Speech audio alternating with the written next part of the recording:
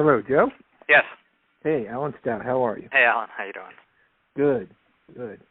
Thank you for taking some time this afternoon to talk to us here on the Music on the Menu podcast. For those that are tuning in, we've been doing them for a week or so now during the COVID-19 crisis, talking to people from throughout the northeastern Pennsylvania music community about how the crisis is affecting them and what they do. On the line with us today is Joe Nardone Jr. He is the co-owner and operator of the Gallery of Sound Stores, a family business that was first established by his father 48 years ago in 1972. Joe, thanks for joining us this afternoon. Hey, thanks for having me. Joe, the first thing I like to do when I talk to folks, and we're going to talk about how the Gallery of Sound is working through this situation. We're going to talk about Record Store Day, shows that you may have been promoting. But I just really like to begin every conversation with the human element. How are you? How's everybody in your family doing? Everybody's doing all right. We're hanging in. Everybody's healthy, and we're able to make it through here, I think. Good. I'm glad to hear that.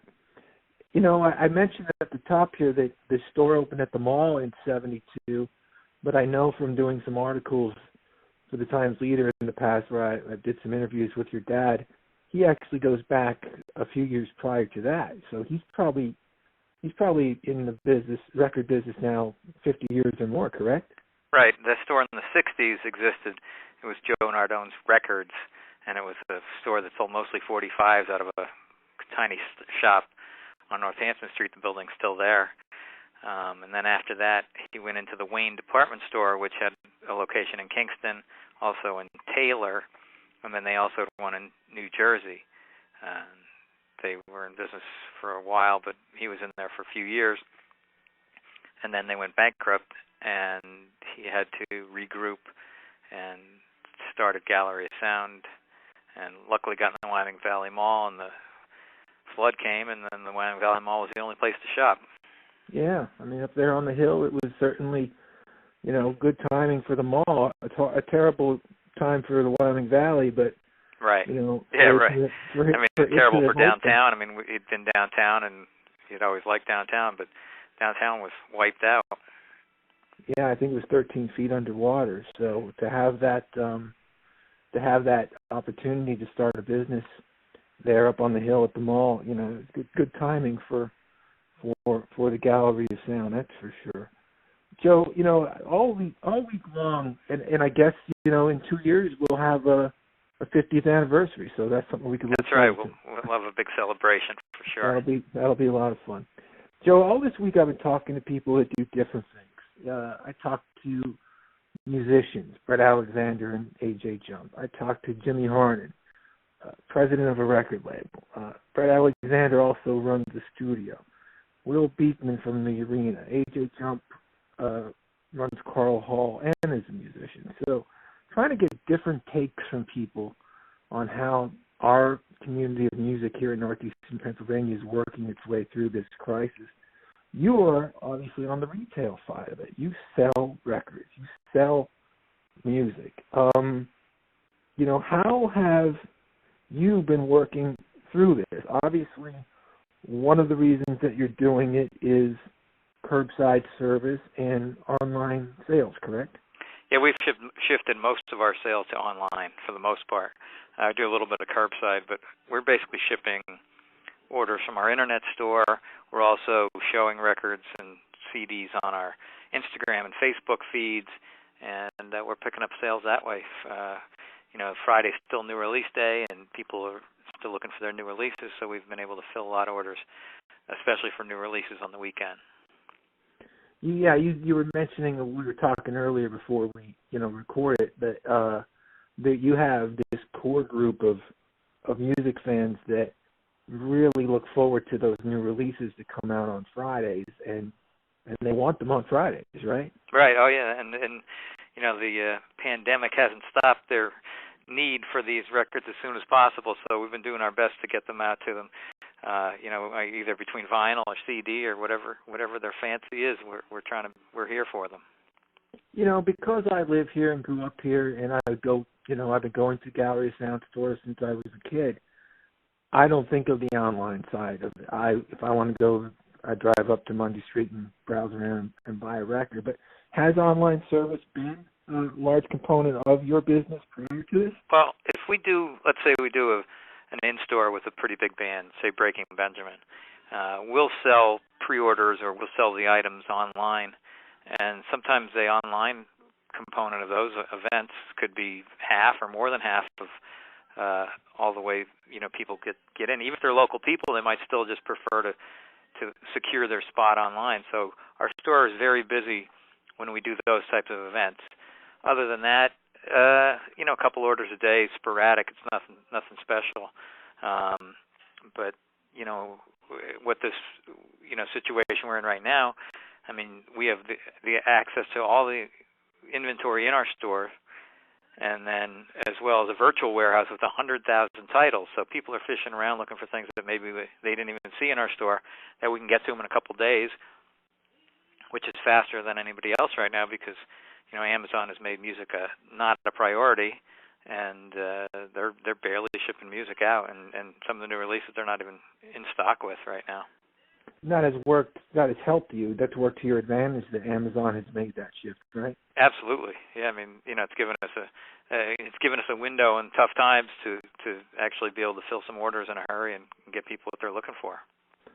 Do you think also for people here in northeastern Pennsylvania there is a loyalty component to it? I mean, if I can buy a record at Gallery of Sound, or I could buy it at Target or somewhere, I'm going to the Gallery of Sound. I imagine that I'm not unique in that way. That you have people that have been coming to you for 40 plus years or grew up. I think people understand it now, and everybody knows that small businesses are hurting, and small businesses are out there asking for support between restaurants and all the local businesses, saying do what you can to support local businesses. Everybody's kind of banding together. I think the focus is on that. So I think people are thinking twice about going here or going to some national chain when they could possibly help a local business out. So I think that's an angle that right now is definitely working in our favor.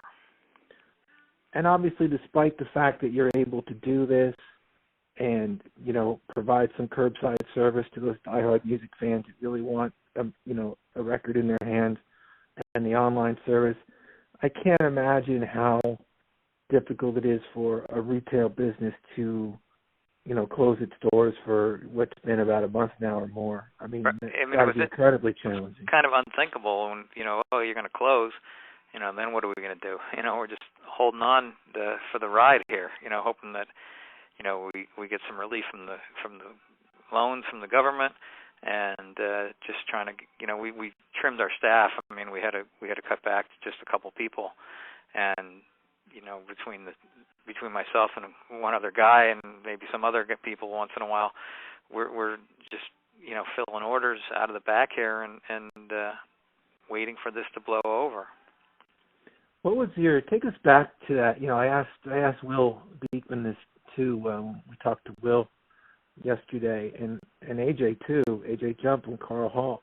Take us back to that week, a month ago, around St. Patrick's Day, or even a few days prior, I guess it was, when you were told you had to close. You're sitting at your desk and you get this, or wherever you were that day, in the car, at home, and you realize, this is a business that I think, with the exception of probably Christmas Day and Thanksgiving Day, you don't close very often. Right.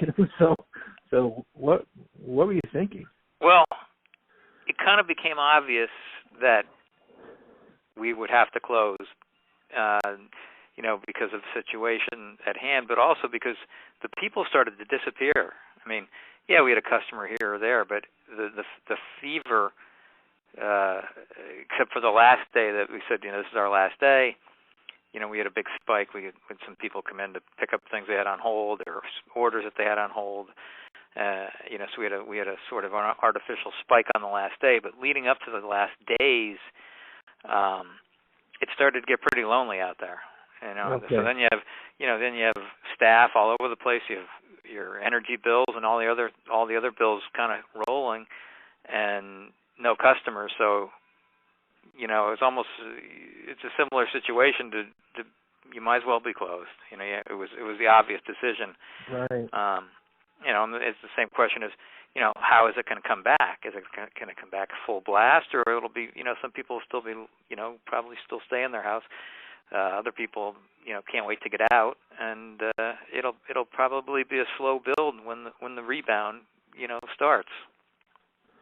How were you able to, as a business, and I'm assuming the answer is going to be because of the online component to it, navigate around that essential business thing? That, it's interesting to me. I'll drive through the shopping center around town, and you'll see this one, some of them that are open and some that are closed, and you try to figure out why that one was allowed and this one wasn't.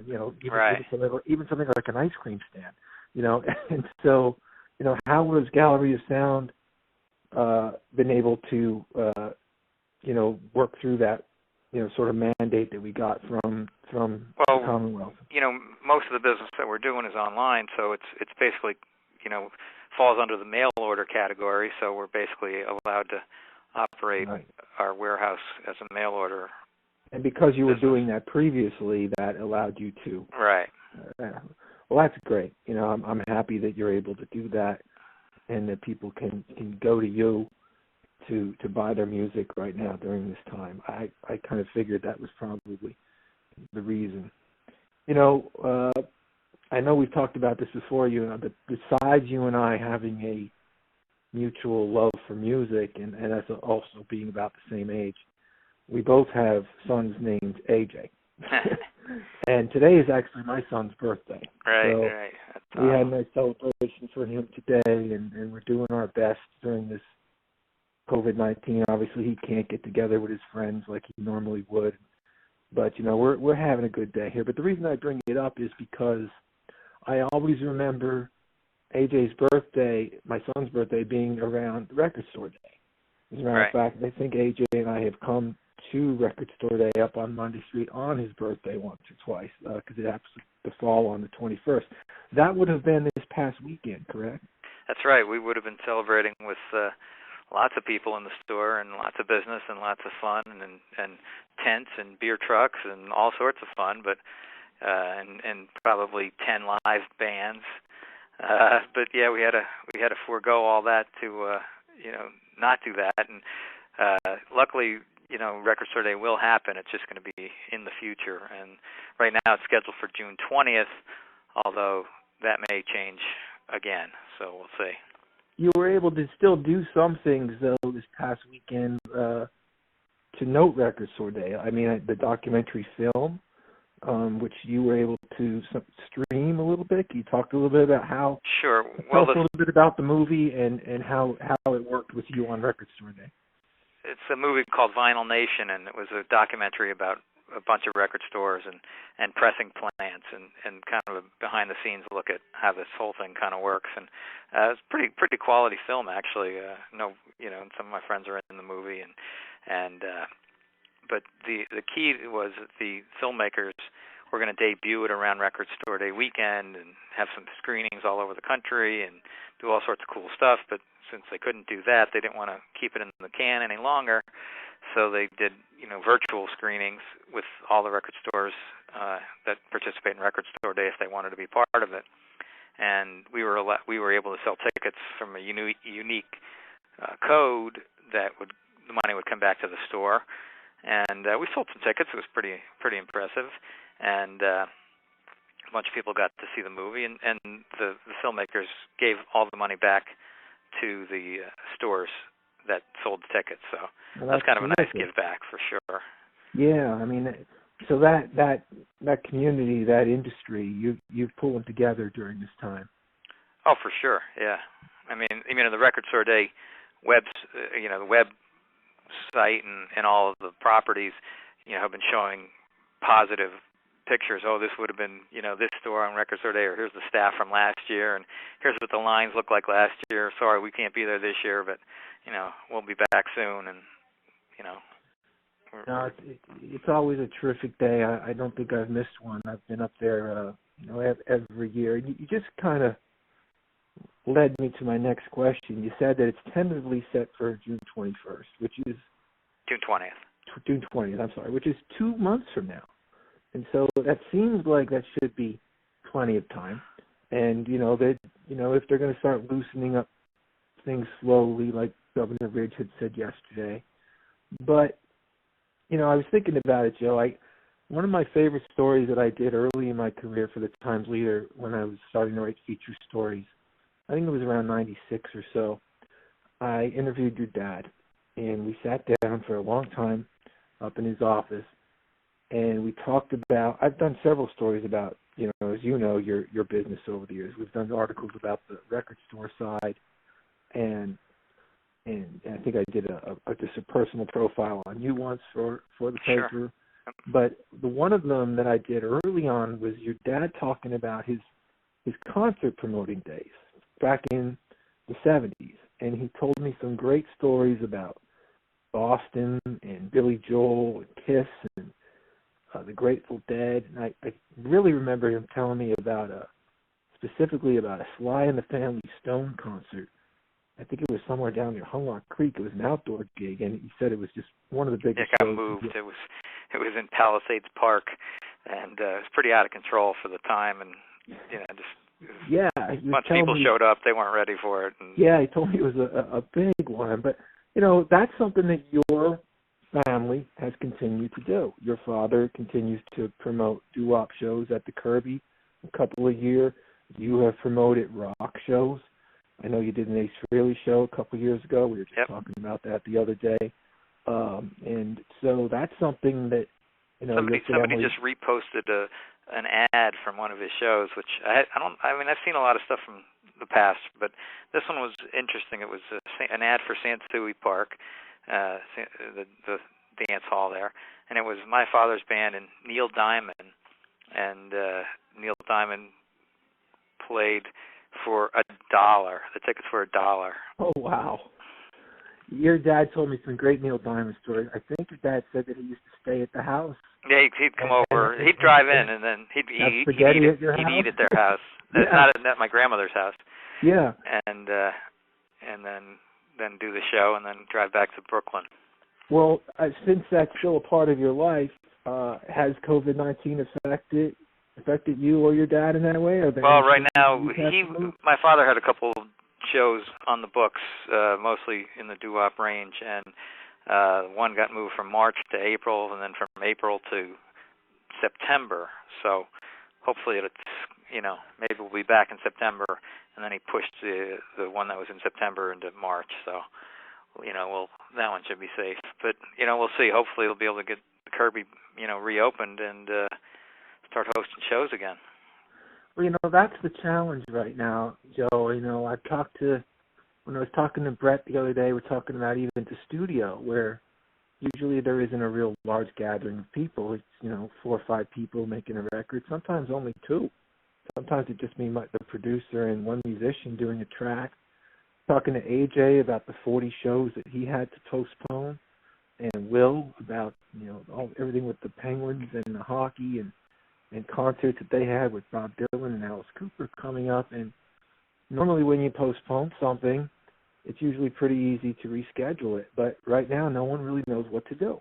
No, there's a lot of speculation as to when the live concert business is going to come back, which, I think, retail is going to come back, kids are going to go back to school, but, professional sports and live concerts could be a little bit yet.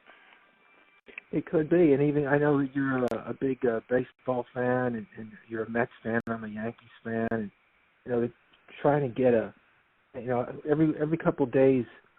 I'll just Google MLB schedule, just every 3 or 4 days, just to see if there's some news there. Or there's nothing. I mean, there's not even rumors out there. They looked at doing this Arizona plan, I guess, where they were going to play all the games in minor league ballparks, and no one really liked that idea. They're going to be playing in empty ballparks, and all the guys from all the teams are going to have to live in Arizona for like 6 months. Right. And that didn't get too far. There's nothing out there right now. I don't think that anybody really knows, what the hell to do. So, it's interesting for me to talk to people like yourself that may have a concert on the books and being in that situation for the first time in your life.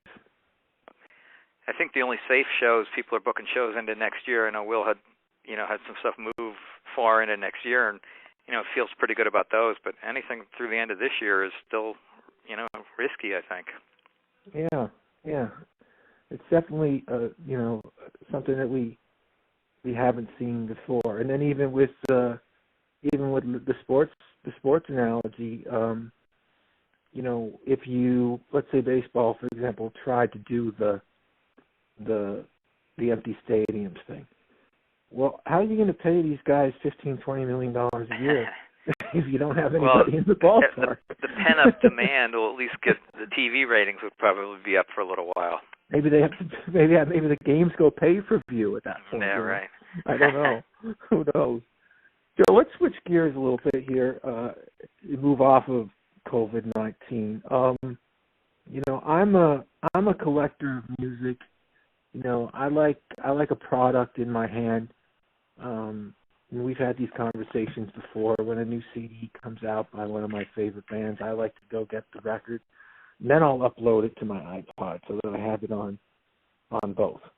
But one of the most interesting things to me, and there's still some people like me out there, even though digital is so huge. There's a lot of people like that out there.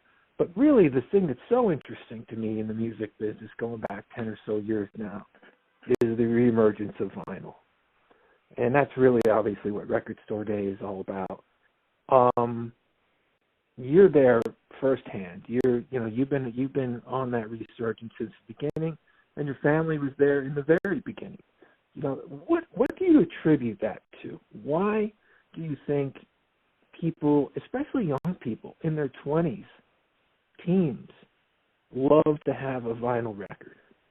I think, music is everywhere, and digital music is basically free or pretty close to free.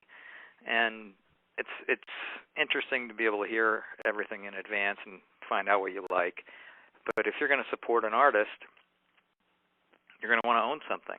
And what better to own, instead of a CD, is a record, because you have the artwork and all the deluxe packaging now. Especially, lots of people are putting some extra time into the packages, especially around Record Store Day, where there's super deluxe, or there's books, or there's other elements to the package, so that you put it on your shelf and something you could be proud of. It's not just a file that you're listening to at the time. It's something to collect, and it's something to sort of identify with. So if you want to support an artist,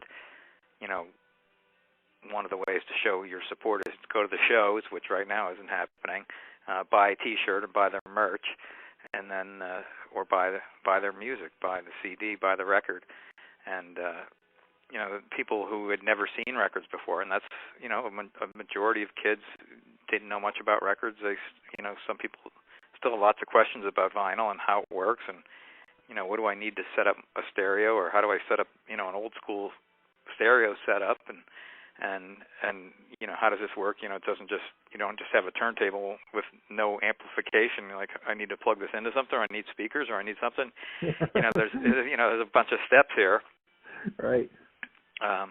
But once they figure it out, then they look through new records, used records, and rediscover bands, and see that there's some pretty cool packages out there from the past, and just people get the fever, get the bug, and start rediscovering music. You had said something to me once, as if it's almost like it is a part of their expression of their personality, their to display the collection even in their own home. Like, sure. This is me. This is a little bit of who I am. Right. I mean, because you can't do showing somebody your cell phone and saying, well, my music's all here, isn't really not a whole lot to talk about after that.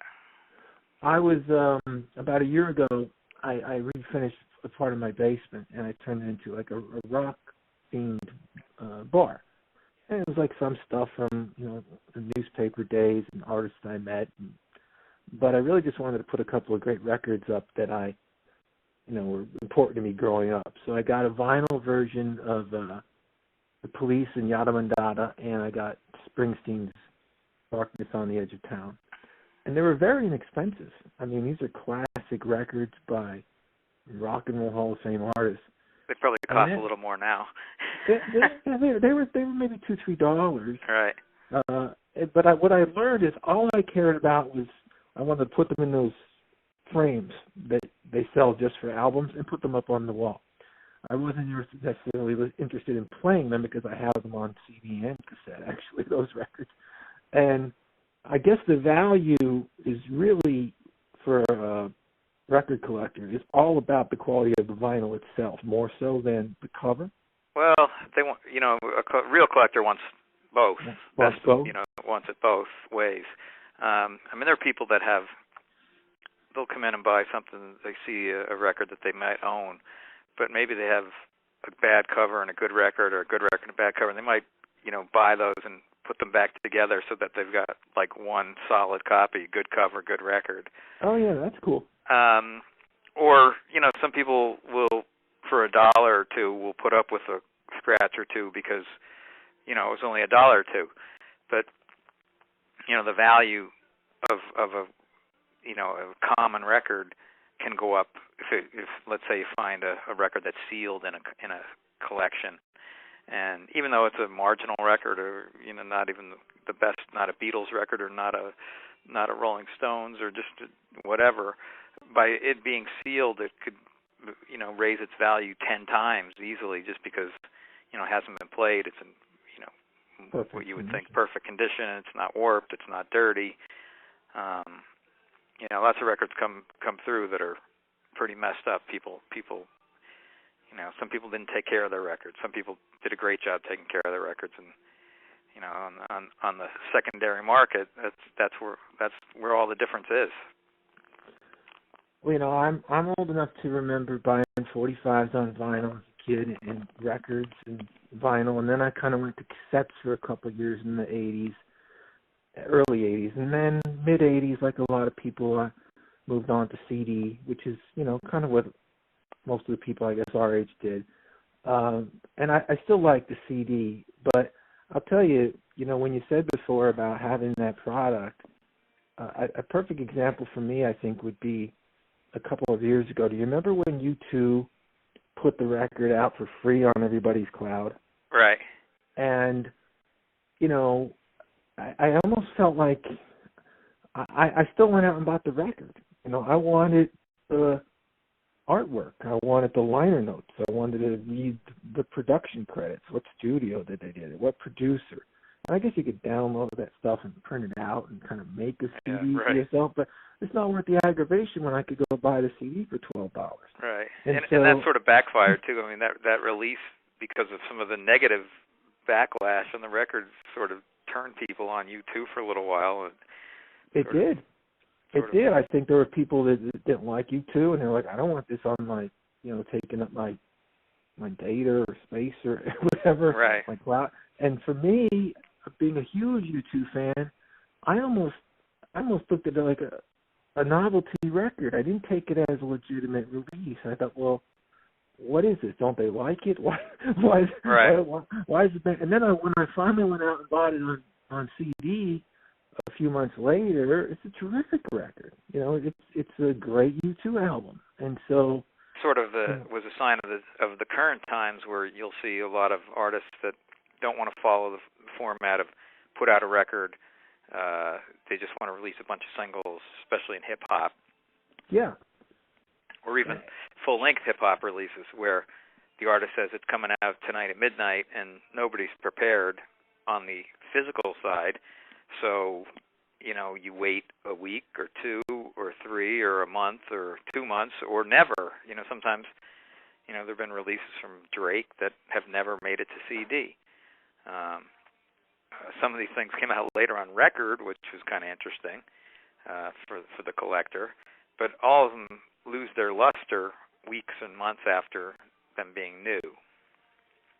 And I think that's why, still to this day, that U2 album,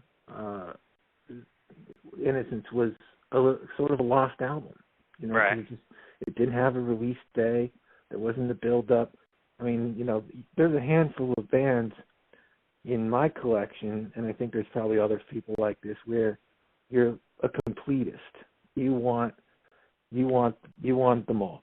And for me, I have this little wall called, well, it's kind of big wall. It's called the Wall of Sound. It's also down in my basement. And there's my Beatles records, and there's my Stones records, and my Van Halen records, and my Kiss records, and my Aerosmith records, and my U2 records, and they're all there together, CDs, and they're all in order from the first record, the second. They're all in order from how they were released. And if you ask me right now to go grab, Wild the Innocent and E Street Shuffle, I could find it for you in 2 seconds and pop it in. And I think that there's enough people out there like that records some sort of mechanical product will always be important. Would you agree with that?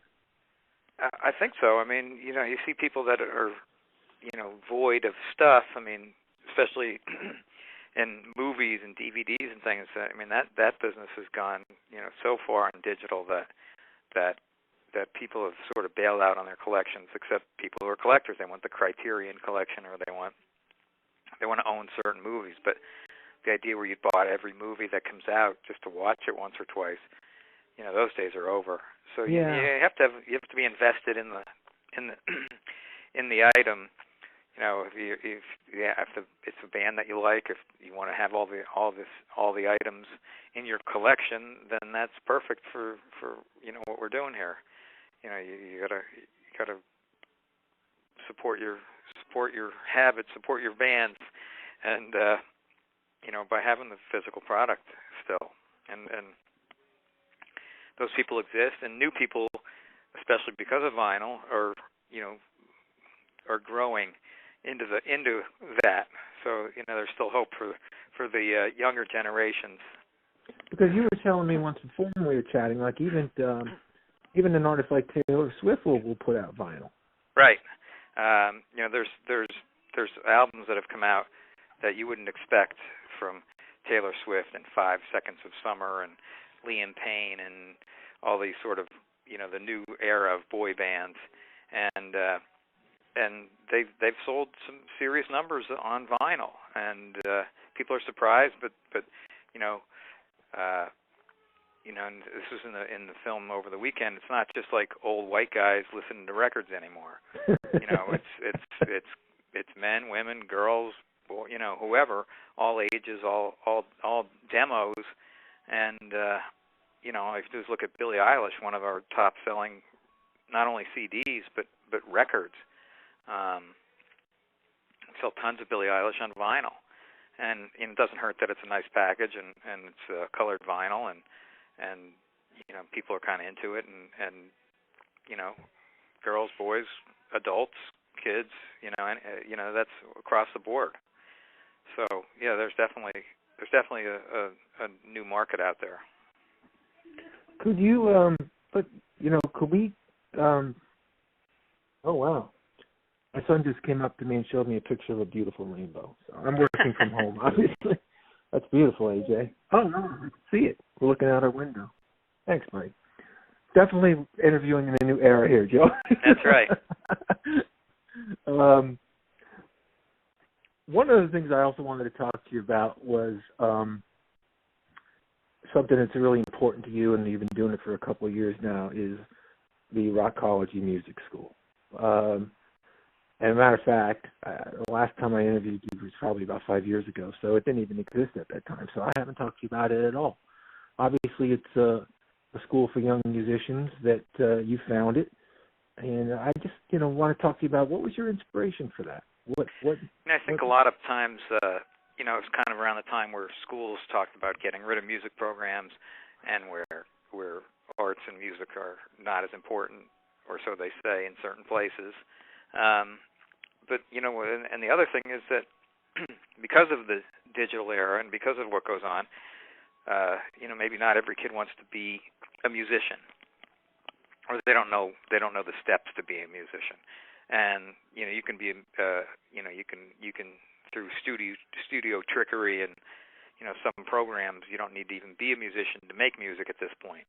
But let's say there's a traditional music in your blood, and what we're trying to do is not just get kids as beginners to play, but the people who really have the passion to get them together with other kids who were thinking the same way. Because, you know, back, I don't know, when we were growing up, there might have been a couple bands in your school, kids kicking around trying to make music. Yeah, definitely. That's how it was. So now there's only a couple kids in 3 schools that are thinking about kicking around making music. So even though, you know, musicians are popular and music is popular, it seems like, you know, between American Idol and The Voice and all these types of things and you know, the changing industry, and it seems like not everybody is kicking around in a band as a kid.